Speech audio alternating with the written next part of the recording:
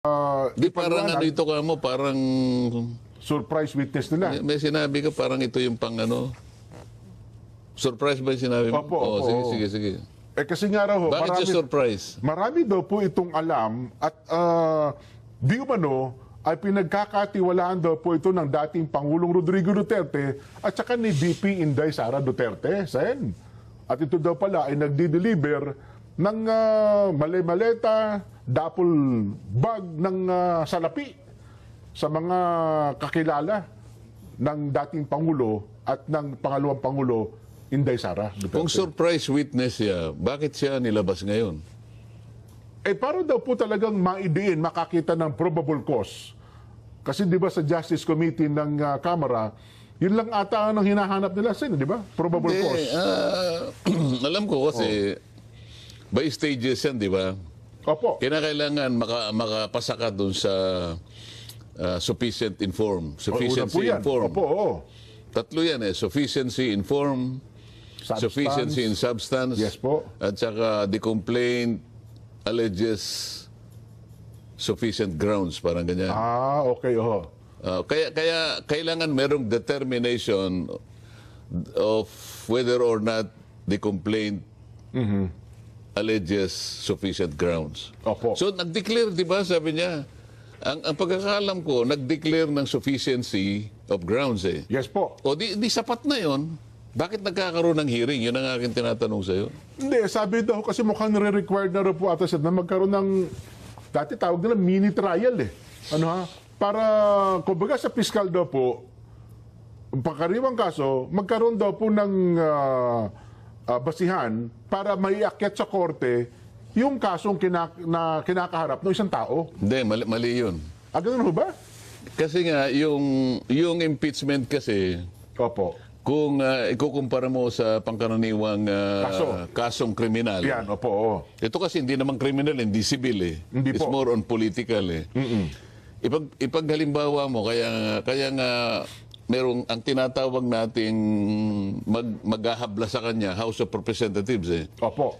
Kaya nga sa setup natin, magsisimula yung impeachment sa House. Yes po, sa Kamara, oo. At pagkatapos na establish nila yung kanilang course of action, kung tutuusin mo sa regular course of action eh. Opo. Sa House naman, articles of impeachment. Sa mga tin, kung ilang pananagutan ang gusto nilang gawing para ihabla siya.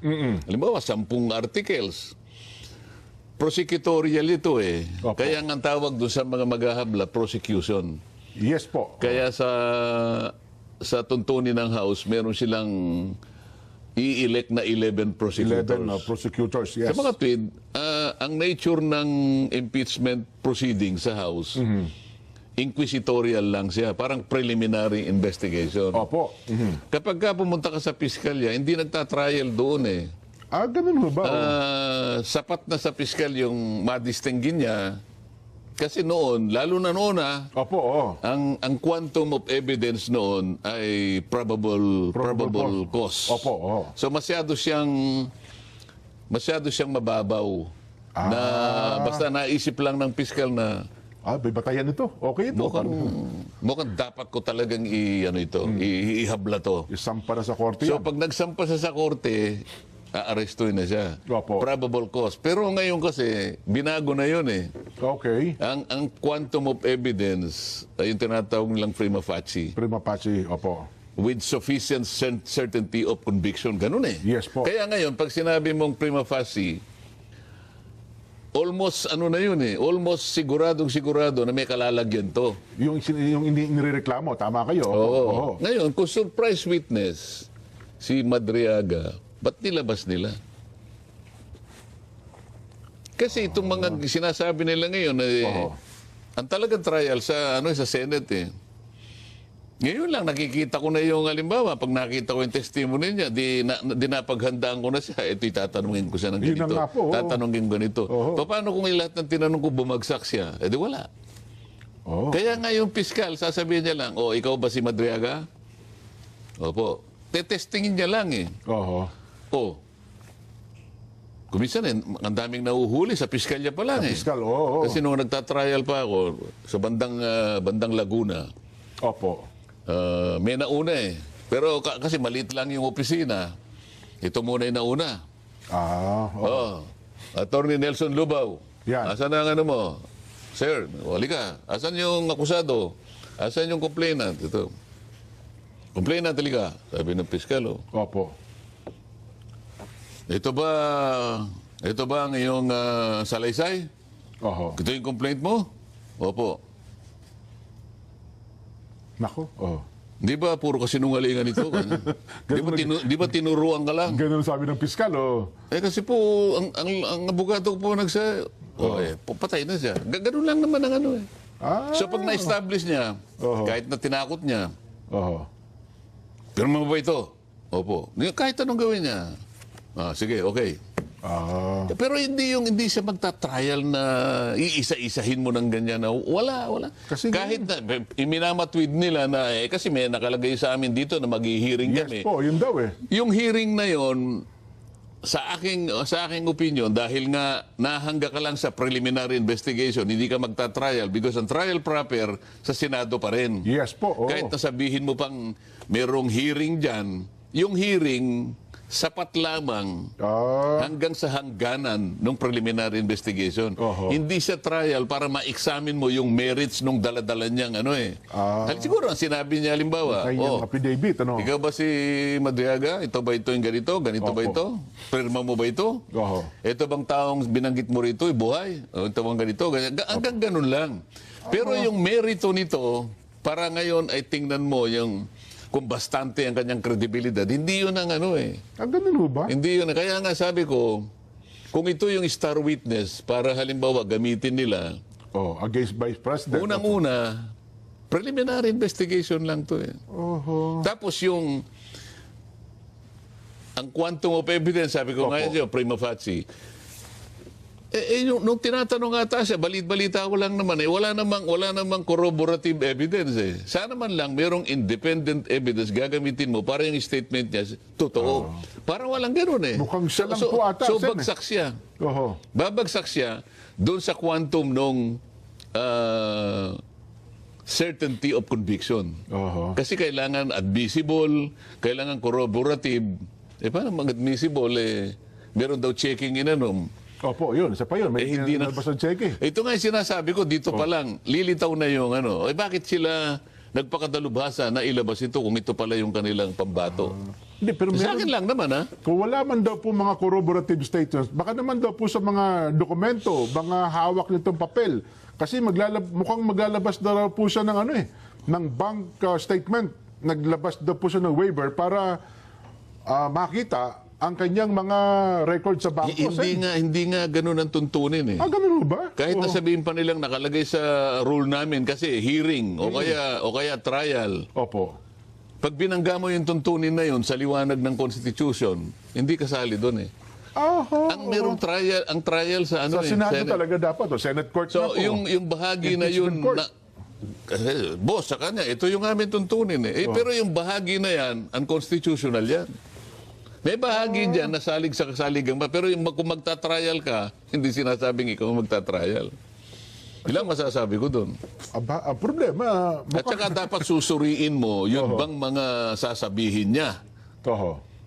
Yun ba ay patungkol doon sa mga naka-identify yung mga yung culpable violation of the Constitution? Yes po, Kasi yung mga complaints baka naman hindi babagsak doon. So dapat piliin mo lang alin doon sa pinagsasabi mo ang pwedeng mag-qualify na impeachable offense.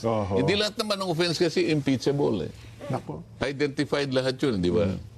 Pero may bigat ba yung kasi ito pala si Madriaga, may kasong kinakaharap pala ito sen eh. 2 kaso ng kidnapping ito eh. At nakakulong pala ito. Sabi nila, kahit na ikaw ay masamang tao, may record ka, katanggap-tanggap pa rin naman ang iyong mga sinasabi at pinapahayag sa ganitong klase na mga paratang. Pwede naman yun. Wala namang parang selective ka. Yes po. Basta meron kang kakayahang tumestigo. Kaya lang yung credibility mo ang problema kung sakasakali. Okay. Mabuti pa basahin natin yung quantum of evidence, Jenna. Opo. Kasi noong July 16, 2024, so 2 years ago pa lang ito, Dito binago yung sinasabi ko sa yung level of evidence na kakailangan ng piskal para sa makapaghain ng Opo. akusasyon. Sa bagong DOJ Secretary niya. Oo, Opo. ngayon, ano na eh, quantum of evidence, ginawa na Section 5 nung kanilang Department Order, Department Circular Number 015. Opo. So, July 16, 2024, binago na, no? Ang sabi nila, the quantum of evidence for preliminary investigation and inquest proceedings Opo. is prima facie evidence with reasonable certainty of conviction. Oho. Sa mga tweet, kapag tinuloy mo to, sabi niya, the quantum of evidence is met when the prosecutor is convinced that the entirety of evidence presented by the parties is one, admissible. Number two, credible. C, capable of being preserved and presented to establish all the elements of the crime or offense. Oho. So dito siya ngayon susuriin Ayun. sa tatlong parametro na to. Kung halimbawa hindi sa credible, bagsak na siya. Kaya bakit siya pinresent? Kagat. Kasi yung, may strategy dyan. Lalo na kung yun ang inaasahan mong makakapagpabagsak doon sa kalaban mo. Baka naman ang strategy nila, Sen, sa kamera pa lang, gusto na nilang gibain kung sino yung nirereklamo nila. Hindi kaya ganun. O baka hindi sila interesado sa impeachment. Kasi baka alam nila na pagdating sa Senado, Mahirapan babagsak. sila, di ba? So, ma-achieve nila yung kanilang objective. Sa kamera pa lang. Dito pa lang kanya, huwag na natin, total wala tayong kalaban-laban dun eh. Oho. Bakit? 12 ang kailangan eh. 12 na Mahirapan boto. tayo makakuha ng 16. Kwenta-kwenta. Oho. Bakit tayo mahihirapan? Kwentahin mo nga. Opo. Bakit sila mahihirapan? Mas marami. Kung 16 mo ba kailangan boto nila? 16. 16. 15 sila ngayon eh. Oho. Yung sa minority, siyam. Ayan. So 15 plus 9, 24. Oho. O 15 sila, di kukuha lang sila ng isa sa amin. Doon sa 15, hindi mo rin masiguro. Baka meron pang, hindi mo, may makuha pa yung kabila doon eh. Di ba? Hindi, ako sa kwenta ko kasi, Oho. 4 doon sa 15, re-electionist. Okay. So, halimbawa, huwag na natin ano yung mga pangalan ha. Opo, oo. Kung re-electionist ka, Mabigat ang laban mo sa at 2028. Opo. ikaw ay hindi kumampi sa Vice President, Oho. sinasakripisyo mo yung boto sa Mindanao Yung at saka sa political career Visayas. mo sa Visayas sa Mindanao. Kalahati yun. Oho. Oo. Oho. 4 yun. Oho. So, 15 less 4, Oho. 11. Yes po. Oo. Hindi, kailangan kumuha tayo sa kabila. Ayan, Kaya natin takutin yung ano doon, yung 3. Kunyari, nakakuha ng 3. Oho. 11 plus 3. 14. 14 pa rin. Kulang pa rin, ano? Parang hirap nga tayo. Pero teka, yun. Teka muna, meron nga dyan, may magagraduate, 2 eh. Opo. Yung isa taga Mindanao eh. Paano? Okay. Yung isa naman, yung kapatid niya, baka yun ang kakandidato. So pagka bumoto siya ng Nang laban. mali, Oo. paano yung kapatid ko, baka hindi... Hindi man. Sa bali, actually, yung potential na mawawala, 5 eh, hindi 4 eh. So mahirap talaga makakuha ng... pero teka lang, halimbawa, minus... Yun bang hindi dumadalo sa hearing? Halimbawa, absent siya nung araw na yun? O kaya nung... Hindi rin siya bumoto. Ganun ho ba? Hindi Pero ba, ang basihan pala, 24 ang pa rin po. pinag-uusapang boboto 16 for conviction. Ganun, oo.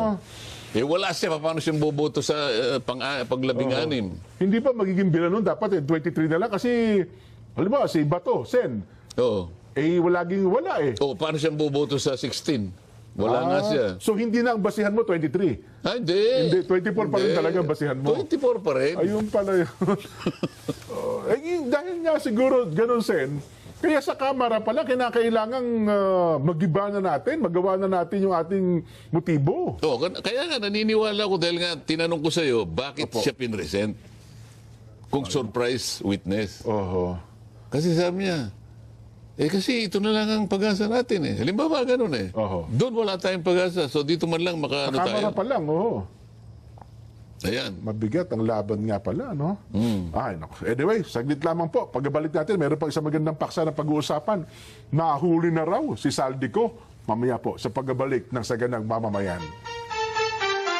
Ni Suliman. Ayan, ipagluluto daw tayo ng pinakamasarap na napindang, Sen. Yung paborito niyo pong, napindang ho yun, di ba? Pindang damulag. Pindang damulag.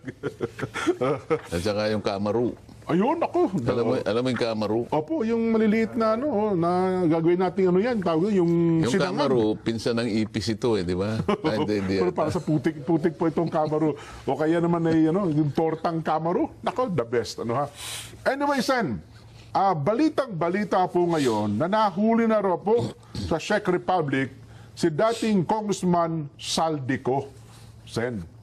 At mukhang inaasahan na po sa lalong madaling panahon ay iuuwi ito sa Pilipinas.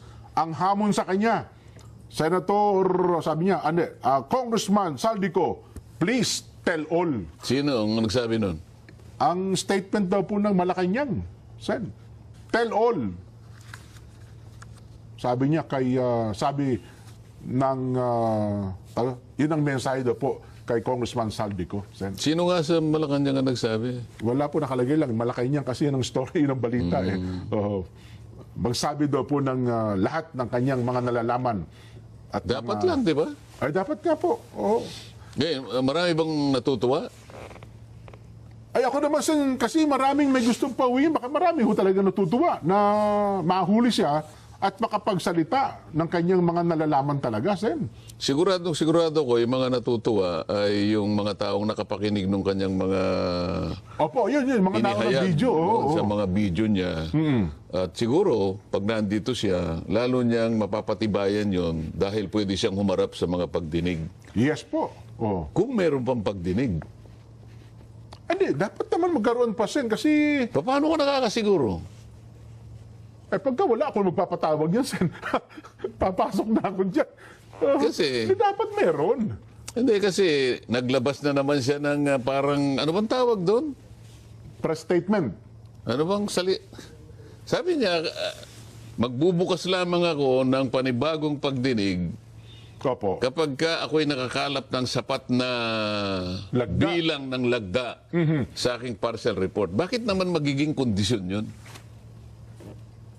Ba't magiging kondisyon yung sapat na... Bakit ipipilit mo na kailangan pumirma muna doon sa partial report? Oho. Samantalang ito yung mga tao na nagpapahayag ng kanilang kakayahan at kagustuhan na Oho. tawagin mo kami para makapagsalita kami. Makatulong kami sa ikahahanap ng mga may utak Ikanulutas. O kaya malaman. Opo. para ito. malutas yan. Oho. Isa na dyan si Governor Chavit Singson. Oho. Plus Nabi- yung na- 18 Marines. Na kanyang inimbita. Sabi niya, April 14.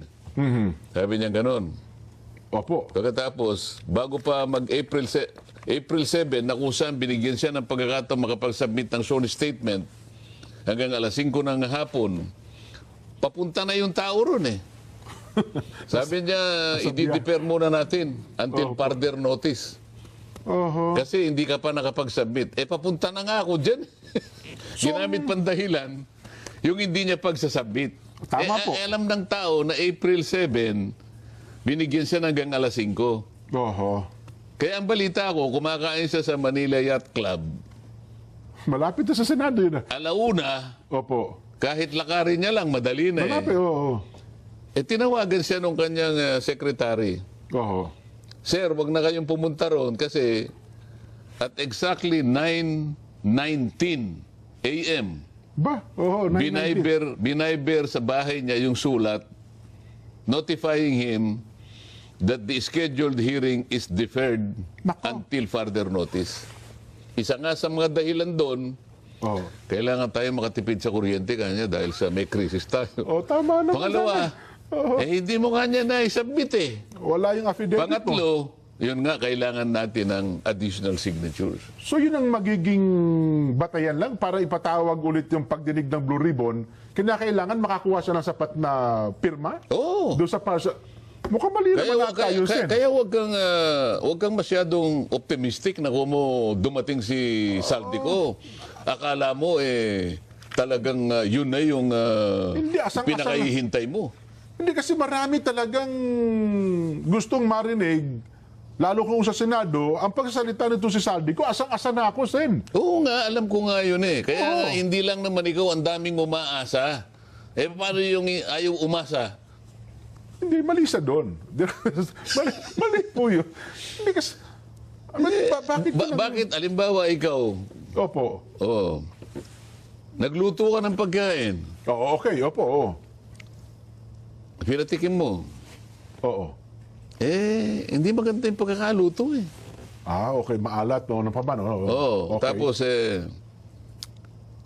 paano ba natin, pipilitin mo ba yung iba na kainin yan talaga namang ayaw nilang kainin? Oo nga, no? Gumawa ka ng report, partial report. Siguro sa pananaw nila, hindi ba sabi ko sa'yo, majority, 15? Yes nga po. Minorities yan. Oo. Kung katanggap-tanggap yung ginawa mo, patay, pirma naman kasama mo. Meron po balita, 2 pumirma, Erwin at saka SP Soto. Mayroon na rin pong... Nandun na nga ako. Oo.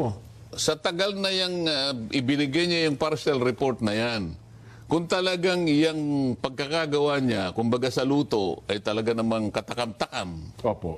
ay hindi mo na kinakailangan maghintay. Ay, talaga. Di ba? Baka kami pa maglapitan. Oy, patikim. Di ba? Oo, kung sa pagkain niya. Ngayon, gagamitin mong dahilan yun. Kinakailangan pirmahan ito Oo. bago ako magpatao. Parang walang connection. Ewan ko kung may nakikita kang connection. Baka wala ho talaga. Mukhang malabo talaga yun. Kasi kung ayaw namin pumirma, ituloy mo na lang hearing. Baka sa mga pagkakaroon ng pag-hearing, baka mabastantihan pa kami. Pumirma kami later on. Kaya nga yun ang sinasabi ko sa'yo. Oo. Sinabi mo, nahuli si Saldi ko. Ano ngayon, kako? Anong inaasahan mo? Hindi. Nakasalig pa rin doon sa kanyang kondisyon na kinakailang marami ang pumirma rito bago ako magbukas. Teka lang. Tama ba yun? Mukhang mali ata yun, Sen. Ha? Mali ho yun. Dapat lalo ngayon. Sabihin mo yung katwiran mo, hindi yung nanggagaling lang sa akin. Hindi po, Sen, mali po kayo dyan. Kasi ako sa tingin ko, maraming dapat malaman ng taong bayan. Kasi kung Sino sinasabihan mo? yung chairman po ng Blue Ribbon Committee, Ba't di mo mabanggit-banggit naman Senator Ping. Andiyan, doon pangiti-ngiti ka, ba't di mo seryosohin? Senator Ping, baka naman pwedeng ipatawag. Nakangiti ka nakangiti ka Hindi, kasi close kami yan, Senator Ping, kaibigan ko po yun. Kaibigan natin yun, Sen. Oo. Ayun po, nakikiusap kami. Tuloy nyo na po yung hearing, ipatawag. Kailangan mo bang makiusap? Siguro, Sen, bako, ginamit ko na yung salitang makikiusap ka Ang lang tayo. pinag-uusapan natin, nilimas ang kabang bayan. Ito. Hindi pangkaraniwang pagnanakaw ito. Oho. Ito ay paglimas ng kabang bayan sa tanghaling tapat. Sabi ko nga, alam mo yung magnanakaw, yung talagang magnanakaw dyan, ano? Opo.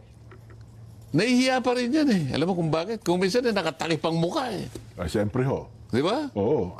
Kahit pa magnanakaw, ayaw niya aminin magnanakaw siya. At nakakover siya sa dilim. Oho. Itong mga nagnakaw, walang maskara. Nakabarong. Ninakaw talaga. Hindi karaniwang pagnanakaw. Nilimas ang pera ng bayan. 1 trilyon mahigit eh. Tapos makikiusap ka. Oho. Hindi ba pananagutan mo, katungkulan mo, pananagutan mo sa taong bayan na naghihintay sa'yo Oho. na ilitaw mo ang katotohanan? Ba't kinakailangan i-condition mo kung kailan ang pipirma pa? Yun na nga. Paano mo ako mapapapirma dyan? Sinabi ko na nga, tawagin mo ito, tawagin mo ito, tawagin mo, tsaka si ganito at tsaka si ganyan. Tsaka tayo magkaalaman. Nako. Ayaw mo. Dumating ngayon, sino nahuli? Si Madriaga. Parang gusto ko nga Hindi pagkumpara. si Madriaga yung nahuli. Si Ano ka ba Saldico. naman? Hindi kasi, Sen, gusto ko pagkumparahin. Tuloy, bago ko na, bigla ko